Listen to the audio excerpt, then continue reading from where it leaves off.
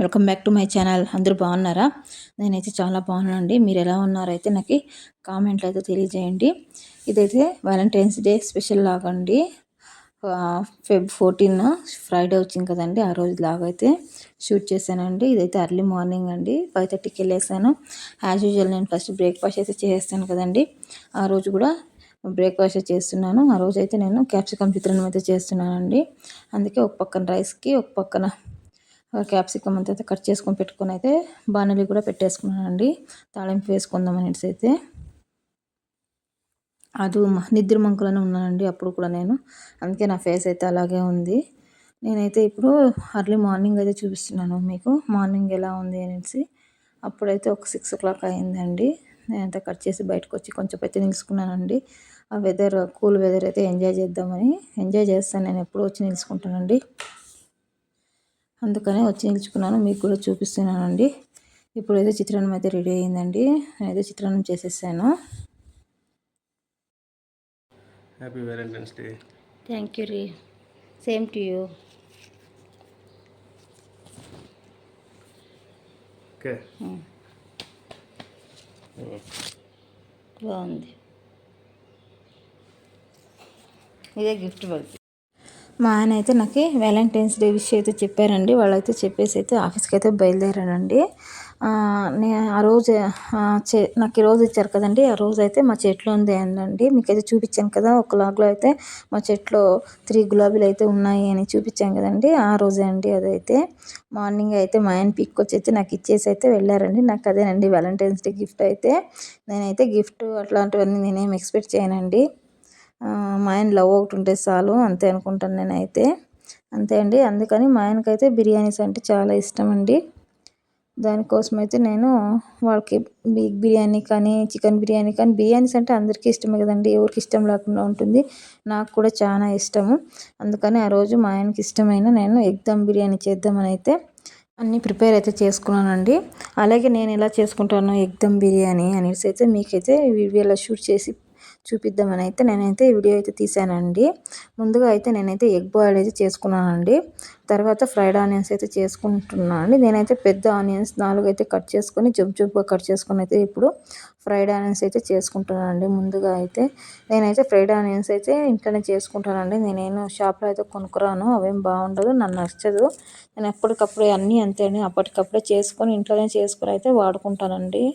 అందుకే ఇప్పుడైతే egg ball కూడా చేసేసాను. ఫ్రైడ్ ఆనియన్స్ కూడా అయిపోయినాయి చూడండి. అవి అయితే నేనైతే ఇప్పుడు తీసేసి పక్కనైతే పెట్టేస్తున్నానండి. ఇలా చేసుకోవాలండి.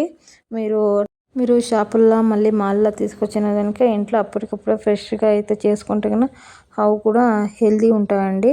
వాళ్ళైతే కొన్ని రోజులు ఉండేదానికి ప్రిజర్వేటివ్స్ అవి అయితే వాడతారు కదండి. అందుకని అవేమీ లేకుండా మనమే ఇంట్లో చేసుకుంటే కూడా హెల్త్కి చాలా మంచిది. అందుకని నేను ఎప్పటికప్పుడే అన్నీ అయితే ప్రిపేర్ చేసుకుంటానండి. అల్లం వెల్లుల్లి పేస్ట్ కూడా అంతే ఇంట్లోనే చేసుకుంటాను, నేను ఏం కొనుక్కోరానండి ఏమీను. ఇప్పుడైతే ఎగ్ బాల్ అయితే చేసేసానండి. నేనైతే యాక్చువల్లీ 6 eggs అయితే వేసానండి. ఇంకా దాంట్లో ఒక ఎగ్కి తుప్పు సరిగ్గా రాలేదు. అందుకని మా పిల్లలకైతే ఇచ్చేసాను, తినేయండి అనేసి అయితే. ఇప్పుడైతే ఆ 5 eggs తీసుకొని అయితే నేను ఘాట్లు అయితే పెట్టుకుంటున్నానండి. మనమైతే ఘాట్లు పెట్టుకోవాలి. ఘాట్లు పెట్టుకుంటే అన్ని ఎగ్స్కి అలాగే దానికైతే మసాలాలన్నీ దాంట్లోకి అయితే బాగా వెళ్తాయండి. ఎగ్ కూడా బాగా టేస్ట్గా ఉంటుంది, చప్పచప్పగా అయితే ఉండదు. మనము ఎగ్ అన్ని ఎగ్స్కి అలాగే పెట్టుకోవాలండి. ఇప్పుడైతే నేను దాంట్లోకి పసుపు, ఉప్పు, మళ్ళీ కారం అంతా వేసుకొని అయితే మనం అయితే ఎగ్స్కి అయితే అంతా బాగా ఇచ్చేయాలండి, రోలప్ చేయాలి అదంతా అయితే. ఇప్పుడు చూడండి, దాంట్లోకి నేను 1/4 teaspoon పసుపు, ఒక 1/2 teaspoon సాల్ట్, 1/2 teaspoon కారం అయితే వేసుకున్నానండి. అలా వేసేసి అయితే మనం ఎగ్స్ అంతా అలా రోల్ చేసేయాలండి. బాగా రోల్ చేసేస్తే అంతా బాగా స్ప్రెడ్ అవుతుంది, ఉప్పు, కారం, పసుపు అంతా ఎగ్స్కి అయితే బాగా రోల్ చేసుకొని వేస్తే దానికి బాగా పట్టేస్తుందండి. అన్నీ అలాగే చేసుకోవాలి. చేసేసి అయితే మనము పక్కన ఉంచుకోవాలండి ఎగ్స్ని అయితే. చూడండి అలా బాగా రోల్ చేసేయాలి. దానిలో ఉప్పు, కారం, పసుపు బాగా కలిపిన దాంట్లో అయితే మనం ఇలా రోల్ చేసి పక్కన పెట్టేస్తే ముందుగానే అదైతే బాగా ఉప్పు, కారం అయితే పడుతుంది ఎగ్కి. ఇదైతే పక్కన పెట్టేయాలండి. ఇప్పుడైతే నా చిన్న కూతురు అయితే డ్యాన్స్ చేస్తుంది, అందుకని నేను ఈ వీడియో క్లిప్ కూడా యాడ్ చేశానండి మధ్యలో. చూడండి డ్యాన్స్ చేస్తుంది టీవీ చూసుకొని అయితే. మా పెద్ద పాప అయితే వీడియో తీసుకుంది, అందుకే దాంతో యాడ్ చేశాను మీకు. డ్యాన్స్ చేస్తూ ఉండేది. ఎటో టీవీలో చూసుకొని ఏంటేటో చేస్తుందండి ఈ నడుమ అయితే. మా చిన్న పాప అయితే పాటలు అయితే రాకూడదు దానికైతే. ఇప్పుడైతే మళ్ళీ రెసిపీలోకి అయితే వచ్చేద్దామండి. చూడండి, ఇలా అయితే ఫస్ట్ ఎగ్స్ మనం చెప్పంగానే ఇట్లా పెట్టేయాలండి. ఇప్పుడైతే నేను పాత్ర అయితే పెట్టేసుకుంటున్నాను రైస్ కోసము. మనము పాత్రలో అయితే ఒక టీ స్పూన్ ఆయిల్ అయితే వేసుకున్నానండి. మీరు బిర్యానీ చేసేటప్పుడు అయితే పాత్ర కొంచెం దప్పంగా ఉండేది అయితే పెట్టుకోండి. అదైతే ఏ పాత్ర అయినా పర్వాలేదండి, దప్పంగా ఉండాలండి తళము. ఎందుకంటే అడుగు అంటకుండా ఉంటుంది, బాగుంటుంది, బాగా వస్తుంది రైస్ కూడా. అందుకని నేనైతే ఇదే బిర్యానీ పాత్ర అయినా పెట్టుకొని వేసినానండి. ఇది బిర్యానీ కోసమే వాడతాను మా ఇంట్లో అయితే. ఇప్పుడైతే దాంట్లో ఒక స్పూన్ ఆయిల్ వేసాను. తర్వాత పలావాకు, తర్వాత చెక్క, లవంగ, ఏలక్కి, మగ్గు వేసేసానండి. బిర్యానీ వాటర్లో అయితే బాగా మరగాలి అదైతే. ఇప్పుడైతే మనం ఆనియన్స్ ఫ్రై చేసుకున్న ఆయిల్ అయితే ఉంది కదండి, దాంట్లోకి అయితే మనం ఉప్పు, కారం, పసుపు వేసిన ఎగ్స్ అయితే వేసుకొని ఫ్రై అయితే చేసుకోవాలండి. ఫ్రై చేసేటప్పుడు అయితే గ్యాస్ అయితే సిమ్లో పెట్టుకోవాలి, ఎందుకంటే అవి పేలే ఛాన్సెస్ ఉంటాయి ఎగ్స్ అయితే. అందుకని మనము సిమ్లో పెట్టుకొని అయితే అవి రెడ్గా అయ్యే వరకు మనమైతే ఫ్రై చేసుకోవాలండి. ఎగ్స్ అంతా బాగా ఉప్పు కారం పట్టింటాయి, ఫ్రై చేసుకొని వేస్తే బాగుంటుందండి. ఇలా చూడండి, స్లోగా అయితే మనము కలుపుకుంటూ దాని అయితే ఫ్రై అయితే చేసుకోవాలండి. ఎవరైనా బిగినర్స్ కూడా చేసుకోవచ్చండి. నేను అందుకని స్టెప్ బై స్టెప్ అయితే మీకు డీటెయిల్గా అయితే చెప్తున్నాను, స్కిప్ చేయకుండా. మీరైతే చూసుకొని అయితే ఈజీగా చేసుకోవచ్చు, ఎవరైనా చేసుకోవచ్చండి. బిగినర్స్కి అయితే కొంచెం కష్టంగా ఉంటుంది, ఎలా చేసుకోవాలి ఏమి అనేసి అయితే ఇట్లా వీడియోలు చూసేస్తే స్టెప్ బై స్టెప్ ఉంటుందండి, ఆరాంగా చేసుకోవచ్చని నేనైతే డీటెయిల్గా చూపిస్తున్నాను ఈ వీడియోలో. లెంతీ అయినా వీడియో అయితే లెంతీగా ఉందండి, లెంతీ అయినా పర్వాలేదని చూపిస్తున్నాను. చూడండి, ఇలా మనం చిన్నగా సిమ్లో పెట్టుకొని అయితే మనము ఇలా వేయించుకోవాలండి ఎగ్స్ అయితే. ఇప్పుడైతే రెడ్ అయిపోయినాయి చూసారా, నేనైతే తీసేస్తున్నాను ఎగ్స్ అయితే. నేనైతే ఎగ్స్ అయితే మళ్ళీ ఇంకొక 2 బాయిల్ చేసుకొని అయితే వేసుకున్నానండి. మరి 5 ఎగ్స్ ఉన్నాయి కదా, అందుకని ఇంకా 2 ఎగ్స్ అయితే తిరిగి బాయిల్ చేసుకొని అయితే వేసేసాను. దాంట్లో వేసుకొని మళ్ళీ ఉప్పు కారం పట్టించి సేమ్ ఆయిల్లో అయితే ఫ్రై చేశాను. ఇప్పుడు అదే ఆయిల్లోకి మనము బిర్యానీ ఆకు అయితే వేసుకున్నానండి. బిర్యానీ ఆకు వేసుకొని దాంట్లోకి ఒక 2 లవంగాలు అయితే వేసుకోవాలండి. వేసుకున్న తర్వాత అయితే మనము అది బిర్యానీ ఆకు బాగా వేగిన తర్వాత 2 లవంగాలు వేసుకోవాలా. వేసుకున్న తర్వాత అయితే మనము ఆనియన్ అయితే కట్ చేసి పెట్టుకోవాలండి. ఆనియన్ కూడా నేనైతే చాపర్లో అయితే కట్ చేసుకున్నాను ఆనియన్స్. దీనికైతే ఫ్రైడ్ ఆనియన్స్కి అయితే జంపుగా నేనే కట్ చేశానండి చేతిలోనే. ఇదైతే చాపర్లో అయితే కట్ చేసుకున్నాను, టైం లేకుండా దానికి చాపర్లో కట్ చేసేసానండి. తర్వాత పచ్చిమిర్చి అయితే వేసుకోవాలి మనము. పచ్చిమిర్చి మీ కారం తగ్గట్టుగా అయితే వేసుకొని, నేను ఒకైతే 5 వేసుకున్నానండి అంతే.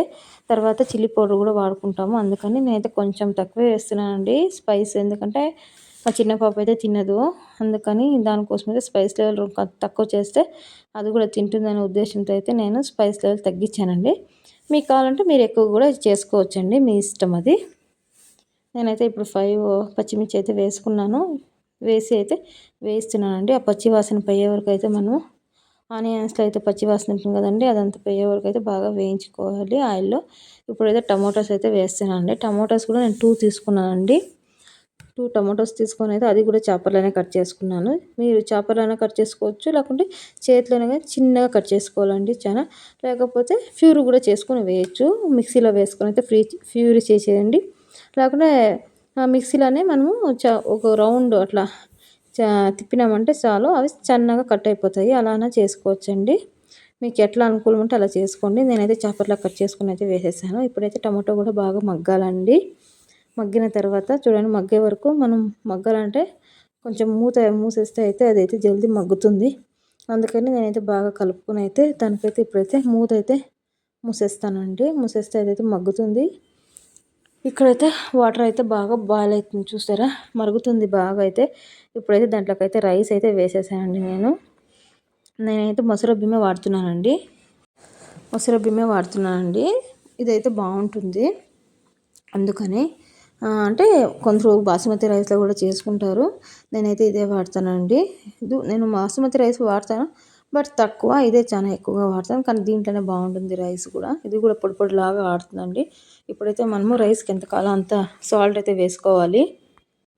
మీ రైస్కి ఎంత కావాలో అంత సాల్ట్ కూడా వేసేసుకోవాలండి. ఎందుకంటే మనము ఎగ్ గ్రేవీలో అయితే దానికి సపరేట్గా వేసుకుంటాం కాబట్టి ఈ రైస్కి ఎంత కావాలో అంత సాల్ట్ అయితే మీరు వేసుకోవాలి.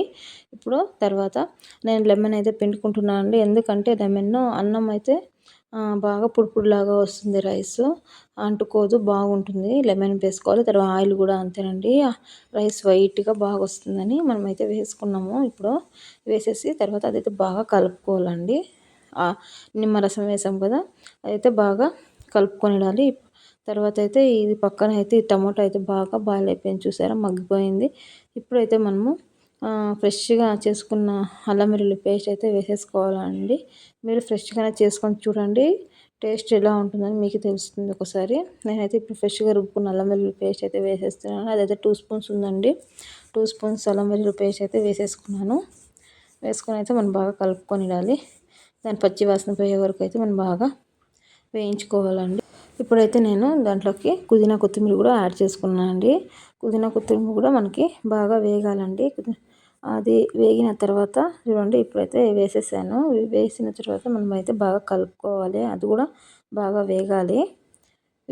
వేగిన తర్వాత అయితే మనము ఇంకా మసాలా పౌడర్స్ అయితే యాడ్ చేసుకుంటామండి దీంట్లోకి. ఈ గ్రేవీలోకి అయితే చూడండి బాగా వేగిపోయింది. పుదీనా కొత్తిమీర కూడా వేగిపోయిన తర్వాత మనమైతే మసాలా పౌడర్స్ అయితే యాడ్ చేసుకుంటామండి. ఇప్పుడైతే నేను పసుపు అయితే వేసుకుంటున్నాను అండి. ఒక 1/2 టీ స్పూన్ పసుపు వేసుకోవాలి. పసుపు వేసుకున్న తర్వాత అయితే నేనైతే కారం పొడి వేసుకుంటానండి. కారం అయితే మీ రుచిగా తగ్గట్టుగా మీరైతే వేసుకోండి. నేనైతే కొంచెం స్పైస్ తక్కువ వేసుకున్నాను, ఎందుకంటే పచ్చిమిర్చి వేసాను కదా, దాని నుంచి నేను కొంచెం కారం పొడి వేసుకున్నాను అంతే. పిల్లలు తినరు అనే కారణంగా మీకు ఎంత కావాలో మీరైతే అంత వేసుకోండి, బాగుంటుంది. స్పైసీగా తింటేనే బాగుంటుందండి. కానీ నేను కొంచెం తక్కువ చేశాను అంతే. ఇప్పుడైతే నేను గరం మసాలా అయితే వేసేసుకుంటున్నానండి. గరం మసాలా తర్వాత ధనియాల పౌడర్ అయితే వేసుకుంటున్నాను అండి. ధనియాల పౌడర్ కూడా అంతే 2 స్పూన్స్ అయితే వేసుకోవాలి. నేనైతే చేతిలోనే వేసుకుంటానండి. నాకైతే అలత చేతిలోనే వేసి రూఢి అయిపోయిందండి, అందుకని చేతిలోనే వేసేసుకుంటాను. మీరు స్పూన్లో 2 స్పూన్స్ అయితే వేసుకోండి. ఇప్పుడైతే గరం మసాలా అయితే వేసుకుంటున్నానండి. చూడండి, ఇలా గరం మసాలా వేసుకునేయాలి. అది 1 స్పూన్ అయితే గరం మసాలా వేసుకోండి. గరం మసాలా వేసిన తర్వాత అయితే మనము సాల్ట్ అయితే వేసుకోవాలండి.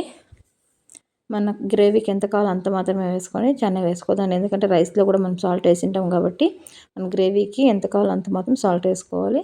వేసుకున్న తర్వాత అయితే మనము బాగా కలుపుకోవాలండి. ఇప్పుడైతే వేసేసాం కదండి, బాగా కలుపుకునేసాము. బాగా కలుపుకున్న తర్వాత అయితే అది కూడా మసాలా కూడా బాగా పట్టాలి వాటికంతా, ఆనియన్స్కి టమాటోస్కి అంతా అయితే పట్టిన తర్వాత అయితే మనమైతే కర్డ్ అయితే యాడ్ చేసుకుంటామండి. ఇప్పుడు చూడండి బాగా వేయించుకోవాలి మసాలా దినుసులు అయితే. అవన్నీ వేగిన తర్వాత అయితే మనం కర్డ్ అయితే వేసేస్తాము. కర్డ్ ఒక చిన్న కప్పుడు అయితే వేసేసుకున్నానండి. మీ రైస్ బట్టి అయితే మీరు కర్డ్ అయితే వేసుకోవాలి.